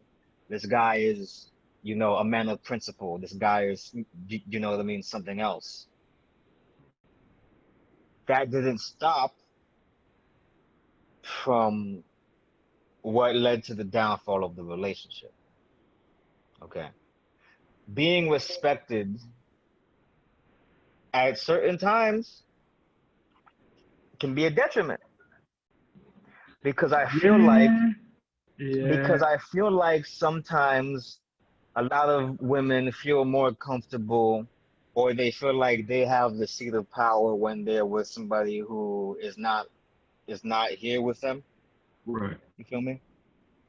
And so what they seek out is somebody who like I like one type of girl that I've met a lot is like, I'm an intellectual, I'm studying, I'm going to be this profession, da da da, but all of the guys that I date are all like thugs or not Right. thugs, but like some engaged in some form of a criminal enterprise. You, Right. you, you feel me? Like the classic Mandingo stereotype that you see all over movies and TV, right? Right. And the imagery, and it's like, okay, like this is where I feel comfortable because this is the kind of man I want. That's perfectly fine. That's cool. Because at least those women are clear about what they want, right? There's another one who was like, the only thing I want is to not have to work, right? And and that's okay too, because I guess there's not a lot of workplaces where they can go where they feel like they're respected and safe and supported, right? So so you go do that, and I will do the things at home, right? To do that, and that's wonderful. But how many men within that same age group can really give you that, right? Right. I know plenty of women my age and younger who are dating men or interested in men, I should say, that are 35 and up, 40 and up. 35. God, leave us old. Mm. I'm I'm 26. just messing with you. I'm just messing with you. No. Well, because I'm 26 years old. Right. So for somebody who is 10 years my senior to be removing my dating options is like, it's incredible, but it's like I said earlier, there's economic factors to be taken into consideration. And so then what happens is you get people my age group that's reaching downward, and that's a no as well. Because what what I seek is somebody who can match me, right? Even the young lady that I had a good relationship with, I So was so what's the, still what's the end game though, Savvy D? Like getting somebody to match you. Like what do you? So what is that? What is that? What does that give you long term? So are you looking for somebody to match you just so that you can be on, say, some type of intellectual level that you can be companions with for a long time, or you gonna find a person, you're gonna marry them, scoop them up because they're hard to find?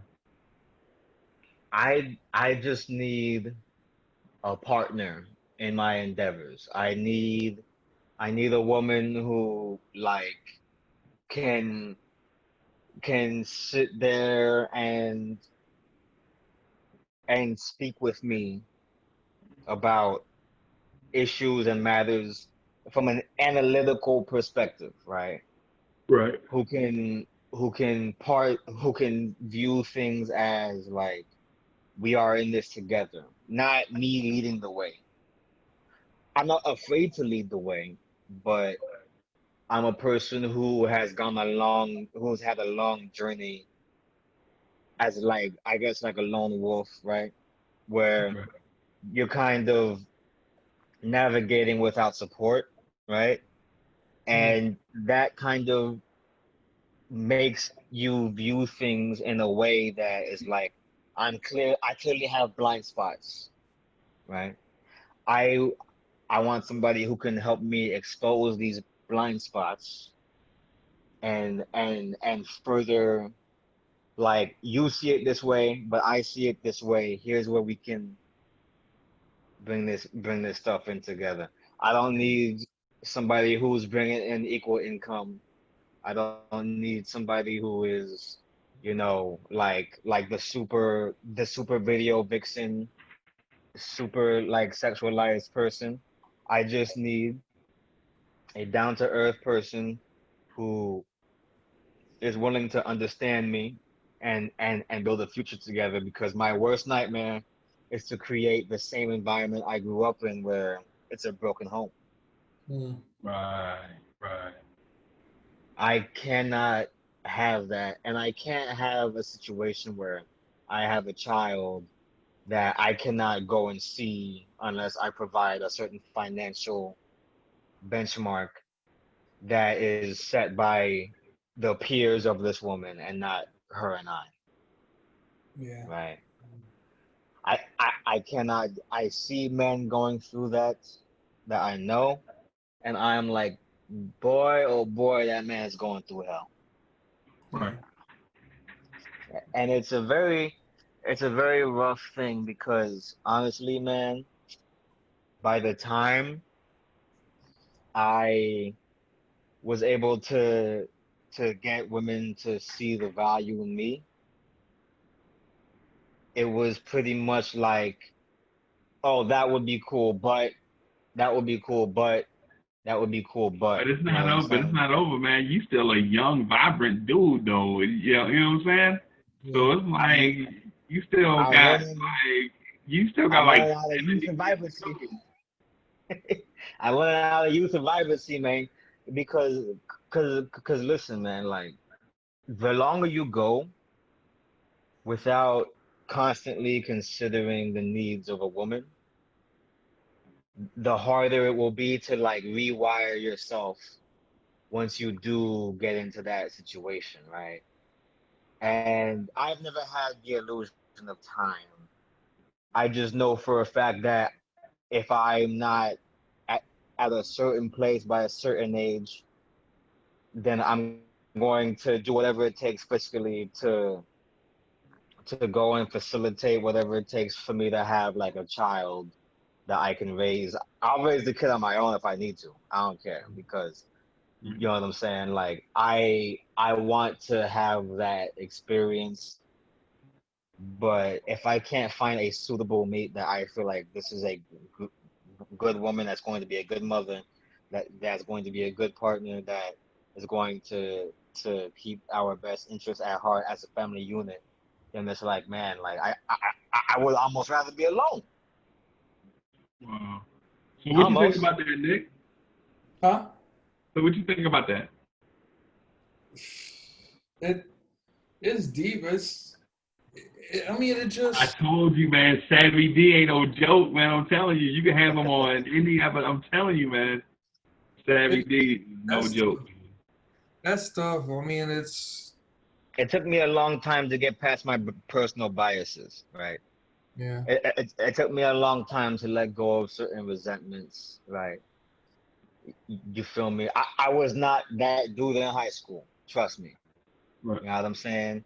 Okay, but let me ask you this then. For mental well-being, is it better for you to just leave the state, change the scenery? I mean, think of it this way. I was born in New York. I lived in South Florida, Fort Lauderdale, Miami. You know what I mean? I bounced around between the two. I am not accustomed to anything that is not a big city or an urban environment. Right. And I have never been the big fish in these environments, or at least not as perceivable by women.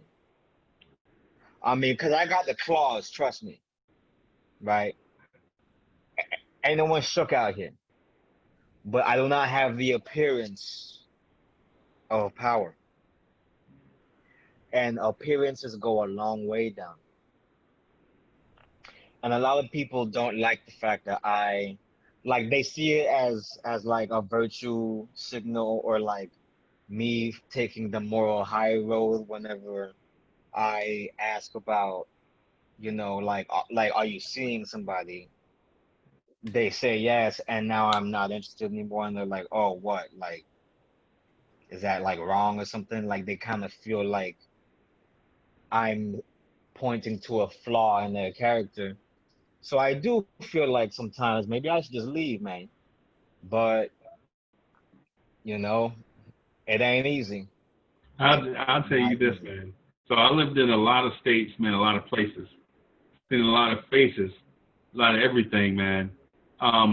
So with me, man, I was sick as a kid and didn't know it, right? I'm type 1 diabetic, you know what I'm saying? Things tear me like when I was young, things was tearing me up. I thought it was normal. Like I used to always like I always look tired. Like even right now, I'm like, man, please, I can take a nap right now. But I'm good. You know what I'm saying? But even as a kid, I always been that like, man, I'm tired. You know, all these things like, going on. But I found out though when I left South Carolina to go to other places to get like a fresh, to Nick G's point, got a fresh perspective. People didn't know the old Uncle Freezy. They were like meeting Uncle Freezy for the first time. So when they told their jokes, I would laugh. You know what I'm saying? And like when I experienced new stuff, I wouldn't, when I experienced it, if I enjoyed it, I was like, yeah, I really dig this. You know what I'm saying? So it was like, getting it. And I'm not telling you to leave, dog. I'm not saying, that's not what I'm saying. What I'm saying is, personally, I moved around a lot, so it always made for awkward things because now back then I was sickly and razor thin. I was like, man, I was like, I think I had a video telling everybody how I was like 6'2", 116, and but Wow. with clothes on, I was like 116, right? So, Wow. but the thing is though is after a while I kind of grew out of those dark places that I was in because at the time I didn't know I was in dark places. I think because it was normal for me. So I moved around some, got around different people and stuff, and people started appreciating Uncle Freezy for who he is because I was open to them and welcoming new experiences and such. Now I'm not saying that that's the way to go. I'm talking that's my experience. That's what I went through. I'm not saying that everybody's going to go through the same thing. That's not what I'm saying. What I am saying is on my journey, I was taught a certain thing, and it was completely wrong. And it took me about 4 or 5 years to unlearn bad patterns and behaviors and like bring out the new me. You know what I'm saying? Like to me, it wasn't cool talking that at first, man, I used to be a zombie. I used to talk down to girls and all that stuff, man, because I didn't know because everybody was doing it. It was like normal.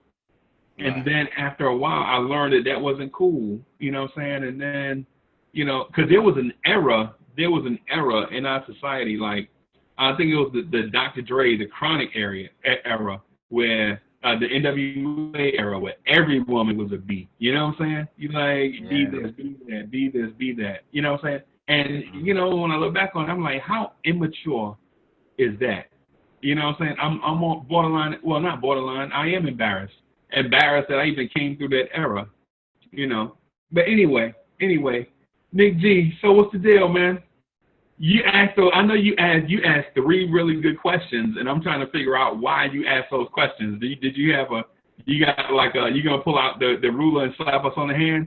No. I just wanted to let Savvy just rock and just talk about his background and give his perspective because like you have, it's one thing to look at things from our married perspective and also just being older. But then when you start adding in just the nuance of the social media era, the Housewives of Hollywood era. You know, like one thing that you would hear with men, um, that men are influenced by TV and stuff like that, but women are too, you know. And some of the things that you see just on TV, it's not reality. Like there's a reality check that needs to be done. Right. And you know, perspective to me is always the thing that you got to understand when dealing with anybody. You know, we Right. had that conversation one time where I say like we think this person is okay that we're talking to, but they may have a mental health thing going on. Right. Right. Remember that conversation? Sure. And like we could, because I could sit here and say like some of those women they have a codependency, right? Um, that's one thing that's happening when you accept abusive relationships. There's a level of codependency there. Then you have this is all mental health stuff, and I'm not saying I'm a psychologist, but there's some things there that could be tackled. Suppose some women are say histrionic behavior. They everything that they like every reaction you could touch them and they become explosive. You know, like they oh that hurt, and you only like lightly touched them. You know, like Right. then Right. you have the personalities of system the somatic system personality, a somatic disorder, disability where they feel symptoms that aren't real. Right. And I think at some point in time we'll come to realize that that also is emotional too, where they're absorbing. The codependent does this a lot, but they absorb symptoms or things that they see on TV, or like Beyonce had a breakup, they break up too. Right. You know what I'm Right. saying? Like, and they'll look at you like, uh, are you cheating on me? Because Jay-Z cheated on Beyonce or something like that. Right. And say that publicly, and they absorb the symptoms because usually when that happens, it's because of lack of self. They Right. don't have their own identity. So when they see something on TV, social media, or whatever, they absorb that, and it's not reality.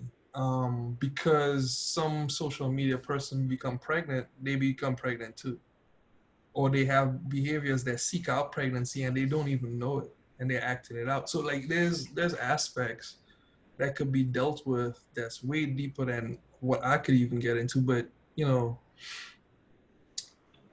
And just understanding Savvy's perspective as being younger, like that's a different perspective, and dealing with something that we didn't per se have to deal with at his age. Like, you know, for me, I was antisocial. I didn't really talk to people when I came to the United States. Like I was to myself. Right. Um, but then back home I was a social butterfly to some degree. Like, you know, I had my tight knit group, and that was it. We rock. Everyone else could go to hell. Yeah. I didn't really date that much. I always seeked out friendship. You know, like I wasn't, Right. to me, like friendship go. I always wanted the friendship to lead to the relationship to lead to the marriage. Me too. Oh, okay. Exactly. But you know, like some of that, and even like my interpretation of what people did here in the United States was skewed by TV, so it affected me too. So I don't know. I see all sides of it. It's just I wanted to know your side, Savvy, just to be clear. There was a there was a girl that when I first met her, I was like, she just understands something that I also understand, and that's very interesting to me because I that was the first time that happened to me. I was like, oh wait, this and And I feel like at times I was definitely not able to be receptive because I was going through a deep depressive era in my life when I was in college, and my philosophy was not to drag people down with it. And so there was times where I just had to remove myself. She winds up in a relationship, and it seemed like it was always just the wrong time. Right, right, Like the relationship would end, da da da, it would start again and start again and start, but we never caught each other at the right time. And it's crazy because I'm like, man, like that was a long time ago. So by now, who knows what could have happened, right? Also, it's like Nick was saying earlier, like I always wanted to have a friendship or familiarity with the people that I would go on to date because I felt like, you know, compatibility means something. You right, feel me? I don't want to just be shooting like I'm not out here dating for fun. right. Like I'm not like it's not my idea of fun to just meet up with a stranger and have to sell myself. Right. I Yeah. I fucking hate feeling like I'm at tryouts.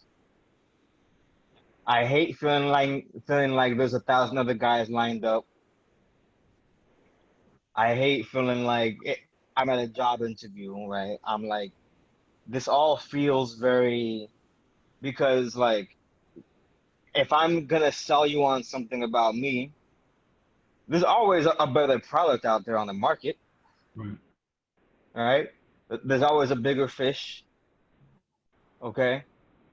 And and it's like if the value is not seen in me, I'm wasting my time, period.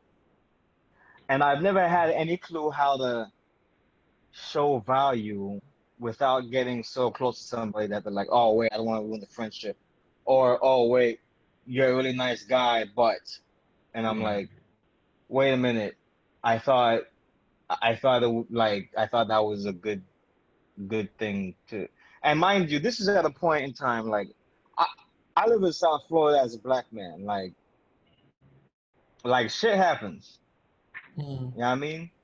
She could see me handle some business.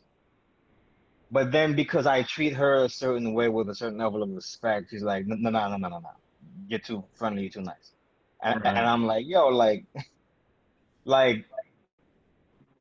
my name still rings out in certain areas. Right. Right. Like, like, don't you know my resume? Like, and I hate even having to feel like I have to pull a resume because I'm like, that has nothing to do with this. Right. That is survival. Right. This is me trying to build something and go beyond survival. Right. Yo, let me But do this. Let me do this real quick, Savvy. Hey, everybody, if you like what you hearing, like conversations like this, make sure you subscribe to Chop It Up TV. You know what I mean? Conversations like this, we get so deep into them, we forget the viewers are out there. So if you like videos like this, like the videos, subscribe to the channel, comment in the description boxes below, and share this with friends and family so that we can grow this Chop It Up family and have more in-depth conversations going forward like this. So we're probably gonna be on for maybe I can do maybe 10 more minutes because I don't want the video to be too long where people will get turned off. We can definitely do a part two. But can y'all spare like 10 more minutes? for That's fine, sure. bro. Okay, okay. All right. I just Sorry about wanted that, Savvy, to, but I just wanted to engage the audience, make sure that they knew we knew they were out there. no problem, no problem. And sorry if I'm speaking like it's a private conversation, you know what I'm No, saying? no, no, that ain't it. That ain't I it. give good content at all times, but to Nick's point, I was very antisocial too. And like I said, I'm originally born in New York. I was very young when I left, but I always felt like I found kinship with people when I went back there, as opposed to in my current home state, Right. because of my manner of speaking during like debates or whatever. Like I would get kind of loud, I guess, and like passionate, The brashness, yeah. come across as brash, but it's like, yo, like in New York, this is perfectly accepted. Yeah. Yeah. You know what I'm saying? Like I do this and people know exactly what time it is. They know I'm not angry or trying to be a certain way. I always felt like a fish out of water, especially growing up. You know what I'm saying? It was just a divide. Like I went from north to south, right? Hmm. Like further south and south Right. to As the far as point you can where go, can't go no more. can't go no more, right? You know what I'm saying? To Right. the point where it's like it becomes so far removed from the south that people say you have to go north to go south, Right. Right. and it's like, and a part of it was culture shock, and a part of it was not being able to assimilate quick enough, and I just I never figured out what I had to do to show value, right? To this day, like still, like I have no clue. All of my relationships are totally organic and naturally occurring. There's never been a time where I've been like, oh, you know what, I'm gonna go spit some game and pull shorty, right? I don't even like talking in these terms anyway, or like thinking like I have to go like treat it like it's a hunt. But I'm like, what is it that people are doing that is getting the point across that hey, like I'm here. You feel Hmm. me? It's a very tough thing to navigate, you know. But as I get older, it gets easier, but also more difficult because it's harder to find, you know, single women in an environment where you can speak to them and approach them and strike up a conversation. I'm never trying to be the guy that's trying to holler at work. I, I'm not that guy. I'm not gonna come to your job and try to holler. I'm not gonna pull you aside in the freaking mall. You know what I'm saying? Like when I was in college, everybody was here. You feel me? So it was like, okay, I could just, you know, speak to people and stuff like that. But now, as an adult, living out in society, you know, especially if I want to find a black woman to date and court and build a life with, you know, then it's like, man, I have to just find where we can congregate and then hope for the best, I guess, because I mean, shit, it's tough Right. out here, man. Right. Mm. So Nick G, how did you meet the missus? We met at a department store here named Dillard's, and In the mall. yeah. So you just saw and you just started macking. That's what's up. No. It took time. I mean, we got to know each other a little bit and then went out. But you know, we both worked there.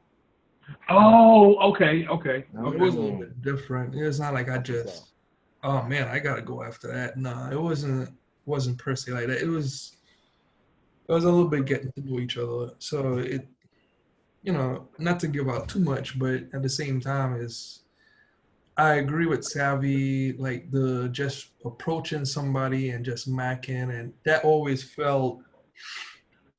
I think that's where my culture shock with the United States was, because it is like a job interview where you just immediately mac, you know, like the mac thing in our community in particular, is a thing here.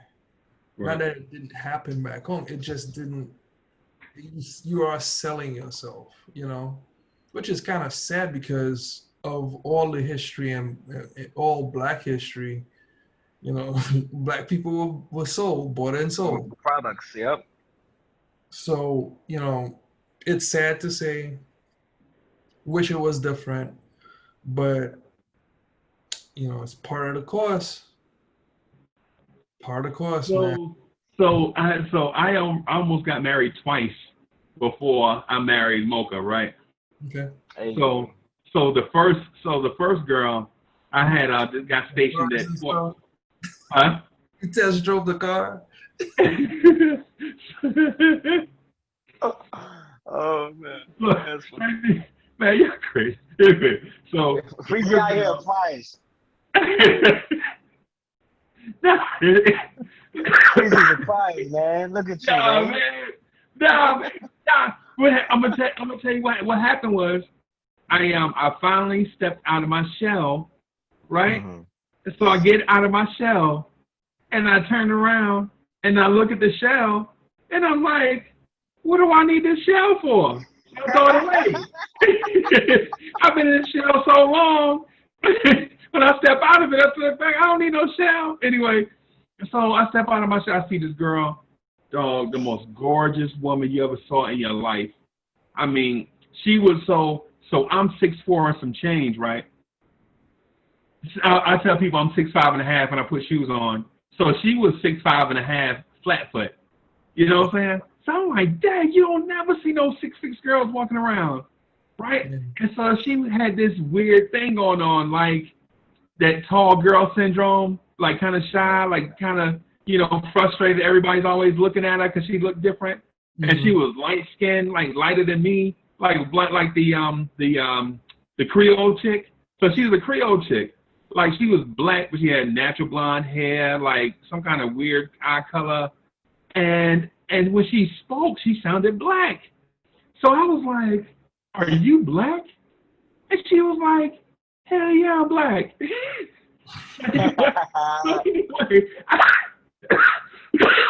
Excuse me. So I didn't know. I had never seen a Bayou, a Creole chick. I had never seen them. Right?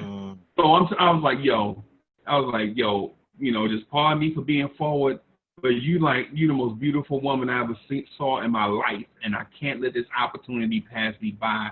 I gotta buy you something, just let me buy you a soda or something. So when you diss me and let me down, I can at least say I tried.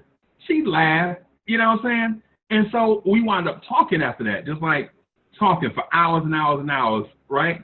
About, believe it or not, awkwardness, like me being like in a shell, me being like, really tall and skinny and stuff, and have all these things going on. And she was talking to me about how she was really tall and skinny and had a sheltered life. Her father, was in the military. Her mom was a banker, and they never let her go out and do nothing. And so we had this. So after a while, man, I just said, hey, yo, what are you doing for the rest of your life? She's like, what? I was like, yo, whatever it is that you're doing for the rest of your life, I want to be with you doing it. And you know what I'm saying? And so she was like, are you proposing to me? I'm like, yeah, I guess. You know what I'm saying? This is like after 4 months, dog. So Nick G, so this is like the joke. Remember when we first started the conversation, I was telling you about so anyways. I can't wait to go watch back. I can't wait to go watch it back. I'm saying because I was so young and awkward and lacked confidence. I had this opportunity that I could not in my mind feel like I can let pass, and I was present. And a lot of people don't know what being present is. Like being present means being head over feet in the moment, like we are in this conversation. You know what I'm saying? Not thinking about tomorrow, not thinking about the past, being right here, right now, right? So, man, I proposed to her. We were gonna get married. I got cold feet and I dipped. Wow. Right? That's just on me. I messed that up. But anyway, when it came to Mocha, I used to date all the Savvy D. You remember how you was talking about all the chicks that were real vain and do all the weird stuff? So by the time I met Mocha, I was overconfident. Like I feel like I could pull any chick USA, right? I go talk to them in the mall. You at Chick-fil-A in line, I go holler at you. You know what I'm saying? So I was that dude. You know what I'm saying? Because I didn't have a balance. Remember, I was coming out of a shell. I didn't know any boundaries and stuff. So I was just, wasn't no boundaries for me. You know what I'm saying? So, but I would date all these chicks And since Mocha was my neighbor, I come home from a date, she come home from a date, and we'll just talk about how bad the dates were. You know what I'm saying? We just like chopped it up about you know, all these bums she was dating, like dudes didn't even want to pay for her dinner. And then I talk about all these chicks that all they wanted to do was anytime I was going to like a major event, like I go see when it was, you know, go see Belle Biv DeVoe or go see Guy in Columbia or something. They wanted to tag along, but they really wasn't interested in Uncle Freezy. You know what I'm saying? They was just interested in what I could get for them. You know what I'm saying? Exactly. So eventually I was like, yo, this chick, man, I was going to take to such and such, going to take to the movies or whatever. You know, she backed out. I think she got sick or something. And so I was like, yo, you want to go? I got an extra ticket. And she was like, that's how you going to ask me out on a date? And I was like, yeah, you're our friend. What? It's just a date. We just going, you know, we just going to the movies where we ain't doing nothing. And yo, 1,000 years later, we still together, dog. Yeah. You know what I'm saying? So I did it the wrong way a bunch of times, right? Yeah. And then eventually I did it the right way organically, not knowing I was doing it the right way. I was intentionally doing it a certain way, and it was the wrong way, but I didn't know it because nobody taught me better. Like I didn't have any examples.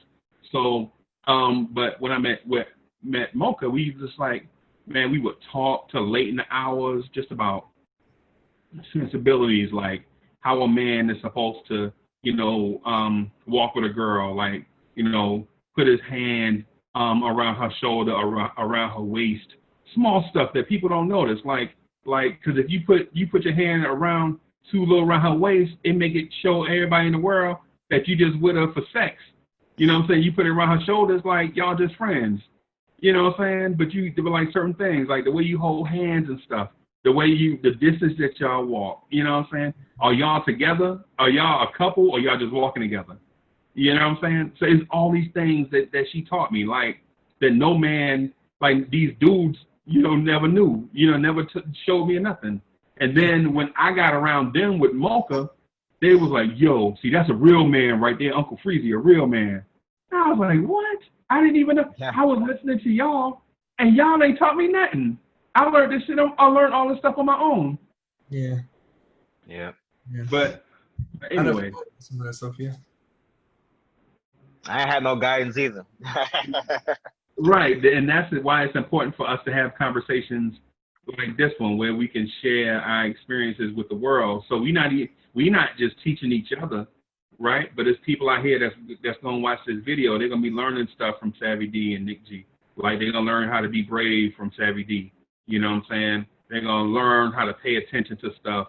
You know what I'm saying, from Nick G. And maybe laugh at my craziness and how I did everything wrong. But anyway, fellas, listen, man, we gotta continue this conversation at another time, and we got to.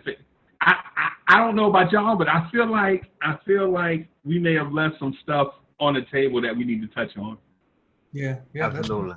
Definitely. Absolutely. The finance piece, definitely. The finance piece, Yes. definitely, man. Absolutely. Definitely. Like I said in the beginning, you know what I'm saying? I said I ain't got nothing to offer. I was joking, but hey, look. Right. You know what I'm saying? Yeah. Hey, so I'm gonna wrap up the video just real quick. Y'all hang there for just a second while I wrap this video up. Hey, thank you everybody for hanging in there with the video and stuff. We just on Chop It Up TV. We start in one place, and you never know where it's gonna go. But subscribe to the channel, like the videos, share with your friends and family, comment in the description box below of the stuff that you heard. If you got so if you have questions for Savvy D, Nick G, just leave those questions in the description box, and if they don't answer them, I'll answer what I can, or let them know that somebody addressed them. That way they can jump in and provide answers to it. Again, thank it up to the Chop It Up crew. Thanks Nick G, Savvy D, and for everybody, for all the Chop It Up fans out there, we will catch you on, where's my arrow at? Arrow. All right. Let me see. We will catch y'all on the other side.